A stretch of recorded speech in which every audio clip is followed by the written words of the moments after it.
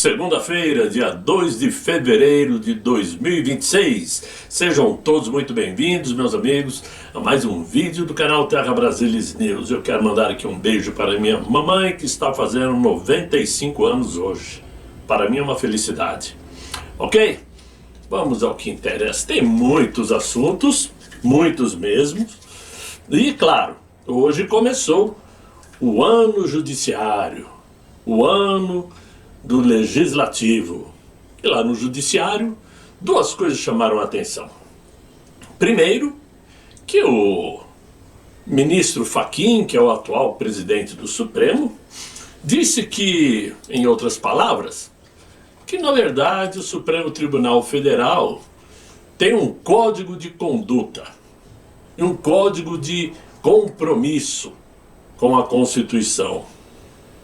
E o outro ponto que chamou a atenção é que o atual inquilino do Palácio do Planalto, que lá estava presente, diz que o Supremo Tribunal Federal nunca interferiu no Executivo.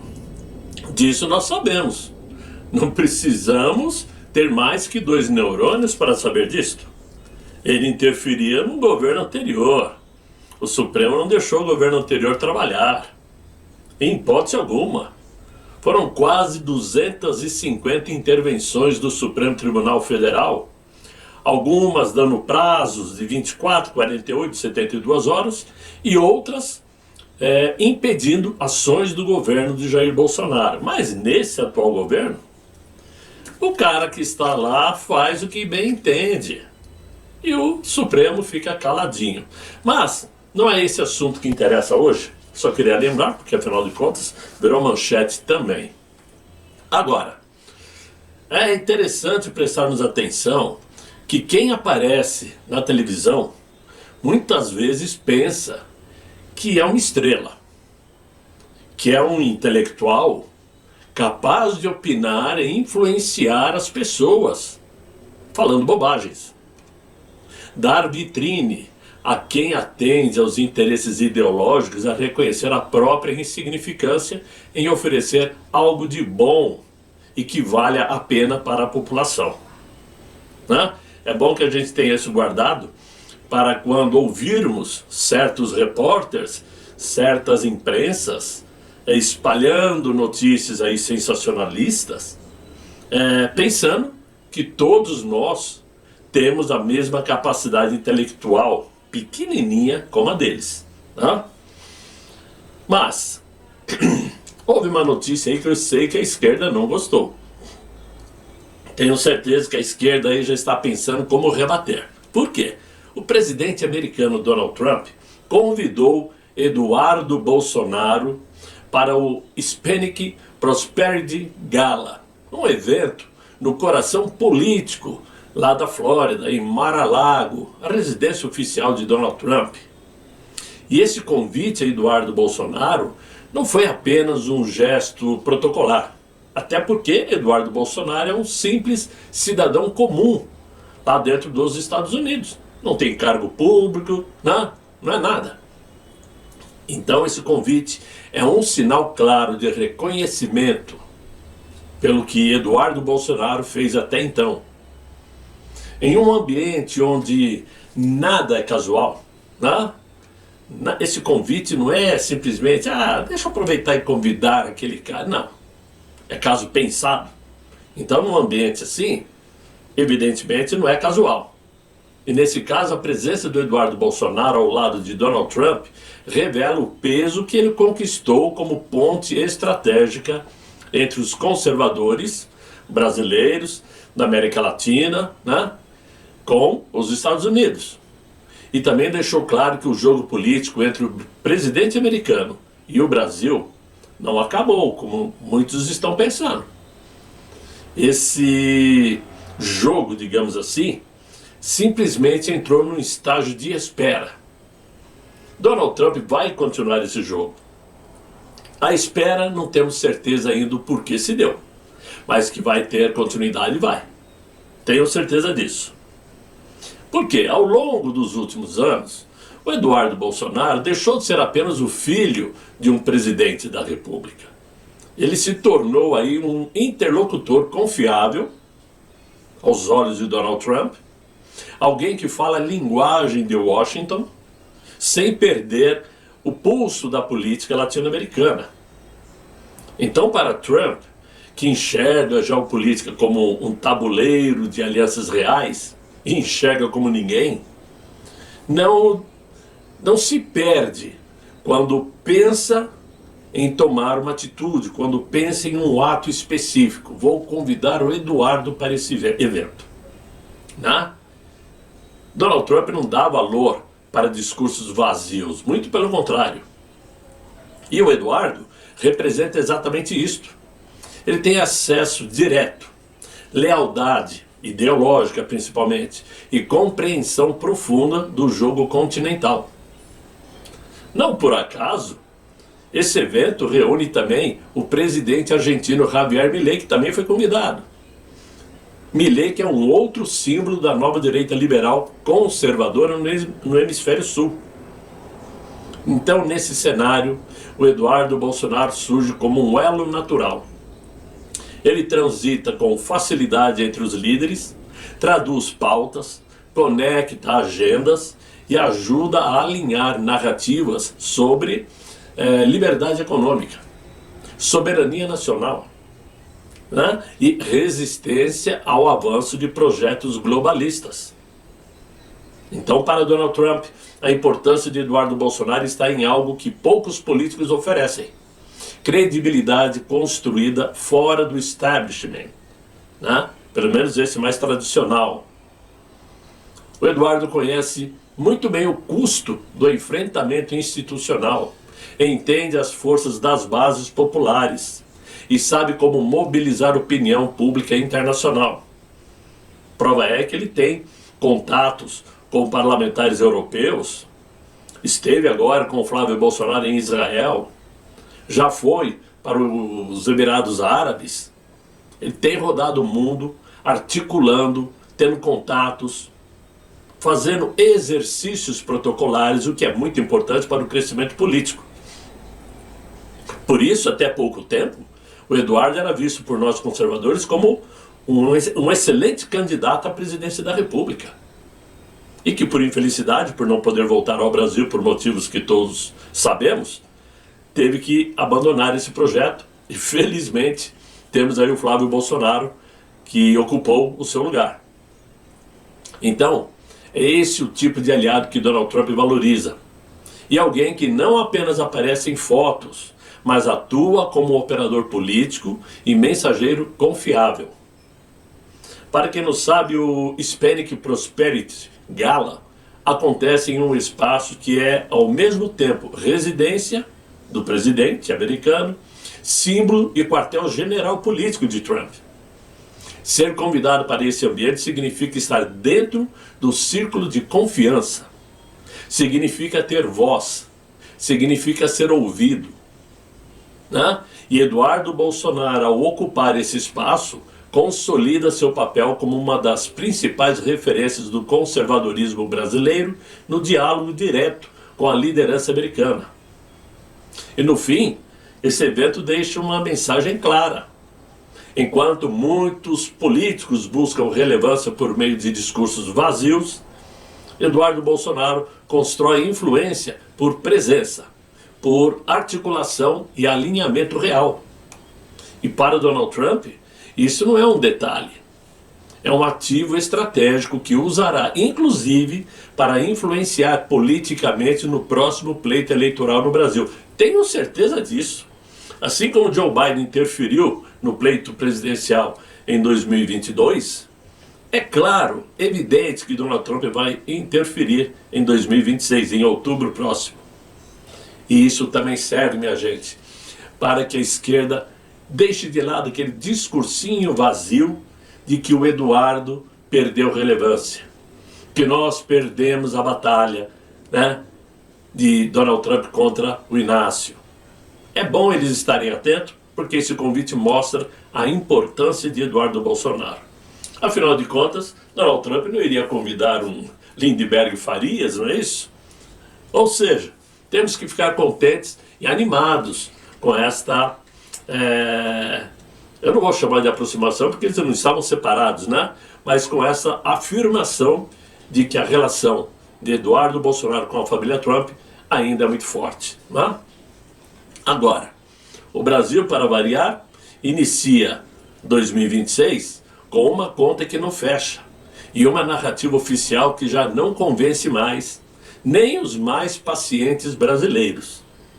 Sem precisar fazer força para apontar o desastre dos governos petistas, o atual mandatário brasileiro por si só deixa rastros de péssima administração, com uma dívida pública federal que avança em ritmo acelerado e se aproxima perigosamente da marca de 10 trilhões e meio de reais. Enquanto o governo tenta vender a mercadoria, né, como uma suposta estratégia baseada em juros elevados para atrair investimentos, como se isso fosse um sinal de solidez e não de desespero fiscal. Né? A dívida bruta já encosta nos 79% do PIB brasileiro, ou seja, 79% da riqueza brasileira é só para cobrir a dívida. Né? E uma dívida que é empurrada por uma combinação explosiva de déficit primário, que é recorrente, juros altos e manobras financeiras do Tesouro que apenas empurram o problema para frente. O resultado concreto dessa condução é um rombo fiscal que se repete pelo terceiro ano consecutivo, né, acima de 1 trilhão de reais, quando se consideram os gastos com juros da própria dívida. Um círculo vicioso em que o governo gasta para pagar juros, se endivida para cobrir gastos e depois aponta o dedo para o antigo governo ou para fatores externos. O discurso socialmente sensível contrasta com a realidade de um Estado cada vez mais caro, menos eficiente e dependente de endividamento crescente, enquanto a população paga a conta, né, evidentemente, via inflação, que é persistente, crédito restrito e perda de confiança.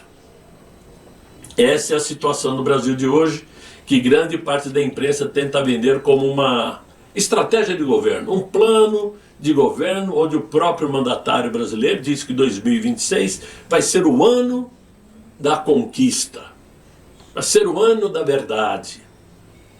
Isso ele falou na campanha eleitoral, né? Ele falou no primeiro ano de governo, no segundo ano de governo, no terceiro ano e já estamos no quarto. Né? Muito bem. Agora, mudando de assunto, o cancelamento silencioso do seminário da Ordem dos Advogados do Brasil, lá em Madrid, que reuniria ministros do Supremo Tribunal Federal, não foi apenas um detalhe de agenda. Foi um sintoma de como as instituições brasileiras perceberam que já não são tão invisíveis aos olhos da população. O evento, que ocorreria na cidade de Madrid, em parceria com a Universidade Complutense de Madrid, prometia discutir temas elevados e internacionais, quase etéreos, como se os ministros do Supremo Tribunal fossem chefes de Estado ou políticos de fato, como tem sido demonstrado ultimamente. Mas bastou o ruído interno crescer, principalmente com o caso do Banco Master, né? Do Resort Itaiaia, do contrato de 129 milhões da esposa do outro ministro. Bastou tudo isso vir à tona, né? O ruído começou a crescer, questionamentos sobre condutas de viagens começaram a aparecer, agendas paralelas e a eterna confusão entre função institucional e protagonismo político, para que a cortina de fumaça fosse fechada às pressas. Cancelem o evento. Ainda mais um evento patrocinado pela OAB. OAB fazer um seminário em Madrid a troco de quê? Por que não faz em Brasília, em São Paulo, no Rio? Um evento chamado Tabajara, porque serve Para qual finalidade, se na prática a OAB parece nem existir aqui no Brasil? Oficialmente, fala-se que houve problemas organizacionais, mas na prática o recuo expõe o velho reflexo. Quando a luz ameaça revelar demais, apaga-se o palco. Enquanto isto, o cidadão comum assiste à distância, percebendo que as regras mudam conforme o crachá. Mas para quem acha que alguns ministros ficaram chateados, aborrecidos por conta disto, engana-se. Pois ontem foi possível ver alguns deles, como o ministro Moraes e o ministro Dino, em pleno estádio Mané Garrincha, assistindo ao jogo Corinthians e Flamengo, ao lado de Hugo Mota, Alexandre Padilha e outros que não se deixaram serem fotografados.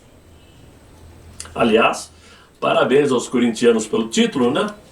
Eu, como santista, só fico na inveja, né? Vou fazer o quê? Mas esse não é o assunto. Aliás, o que é assunto, minha gente, é que o Brasil assiste quase que em silêncio, um silêncio institucional, a consolidação de uma nova rota do ouro clandestino que escorre para fora do Brasil como se fosse algo natural, inevitável, ou pior, tolerável. Enquanto o discurso oficial fala em soberania, desenvolvimento e responsabilidade social, toneladas de ouro extraído ilegalmente atravessam fronteiras por meio de esquemas cada vez mais sofisticados, abastecendo o mercado internacional sem que o Estado brasileiro consiga, ou na verdade, queira, exercer controle efetivo. A evasão de divisas não ocorre por acaso. Ela prospera em um ambiente de permissividade regulatória, fiscalização frágil e uma cadeia de responsabilidades convenientemente fragmentada, onde ninguém parece responder pelo todo. Mas permissividade com o Estado brasileiro trata a evasão do ouro clandestino de forma como se ninguém visse. Né? Essa permissividade do governo brasileiro é de arrepiar, para não falar outra coisa. Porque é algo que todo mundo sabe que acontece, todo mundo já sabe como acontece, e a fiscalização não aparece, não existe. Ninguém é apontado, pego e preso. Né?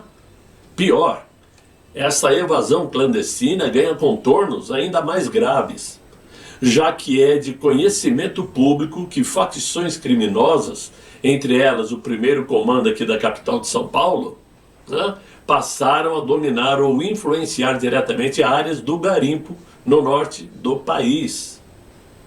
O que antes era apresentado como um problema difuso de fiscalização ambiental, hoje se revela como parte de uma engrenagem criminosa, organizada, integrada e altamente lucrativa, que conecta o subsolo amazônico ao mercado internacional de metais preciosos, né? Joalherias, joias raras, caríssimas, no centro nervoso da Europa, onde estão os grandes milionários. Né? O ouro sai de áreas sensíveis, consideradas pelos adoradores de ideologias, né, como áreas ambientais protegidas, muitas vezes marcadas por crimes ambientais e sociais, e entra em um sistema de legalização documental frágil. Assim como documentavam madeira extraída irregularmente, documentam também o ouro. E depois ganha o mundo como se fosse produto limpo, regular e rastreável. O governo, por sua vez, limita-se a promessas genéricas, operações pontuais e discursos que não enfrentam o núcleo do problema. A ausência de um controle rigoroso da origem, do transporte e da comercialização do ouro, ninguém aponta. Esta omissão não apenas drena riquezas naturais estratégicas, como também retira bilhões de reais da economia formal, enfraquecendo a arrecadação estimulando o crime organizado e corroendo a credibilidade do país perante parceiros internacionais. Enquanto isto, comunidades locais ficam com a destruição ambiental, a violência e o abandono, enquanto o lucro segue para fora, blindado por cadeias globais que se aproveitam da fragilidade institucional brasileira. Então, não se trata de falta de diagnóstico, mas de falta de vontade política. Por quê? Obviamente tem muita gente ganhando junto com esse negócio, né?